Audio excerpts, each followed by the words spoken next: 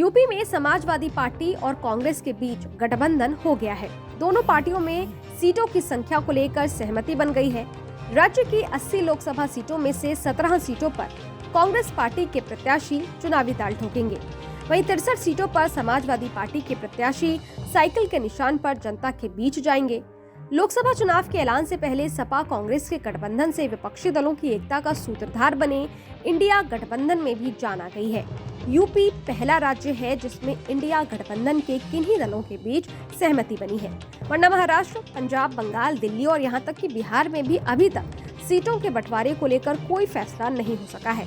इस बीच AIMIM के नेता असदुद्दीन ओवैसी ने सपा कांग्रेस गठबंधन पर बड़ा हमला किया है। ओवैसी ने कहा है कि अखिलेश के नेता खुद उनकी पार्टी छोड़ रहे हैं, वो और कितने चुनाव हारेंगे। इतना ही नहीं, ओवैसी से जब पूछा गया कि यूपी में उनकी पार्टी कितनी सीटों पर अपने प्रत्याशी उतारेगी, तो उन्होंने जो कहा है आप वो भी सुन लीजिए। हमारी पार्टी का जहाँ तक सवाल है, हमारे पार्टी के अध्यक्ष शौकत साहब से हमारी बातचीत चल रही है और वो ये कह रहे हैं कि हमको भी लोकसभा का चुनाव वहाँ पर लड़ना चाहिए।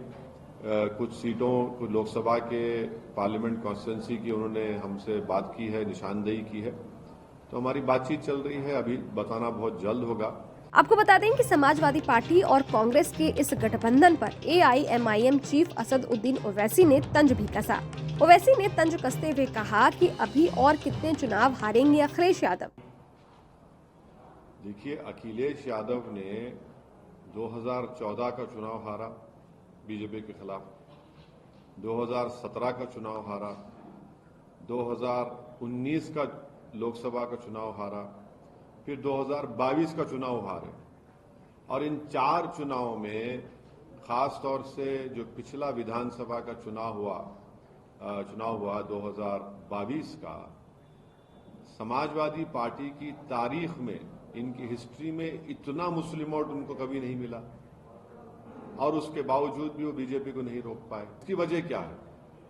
मैं तो नहीं हूं उसकी वजह। कितने चुनाव हारेंगे अखिलेश यादव, समाजवादी पार्टी?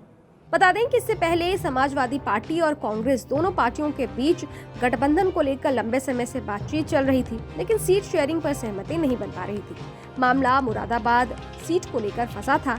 कांग्रेस 21 सीटों की डिमांड कर रही थी, वहीं सपा कांग्रेस को 17 सीट देने पर ही अड़ी थी। इस कारण बात बिगड़ती दिख रही थी, लेकिन आखिरकार दोनों ने साथ मिलकर चुनाव लड़ने की बात कही है और सीट शेयरिंग का ऐलान भी कर दिया है।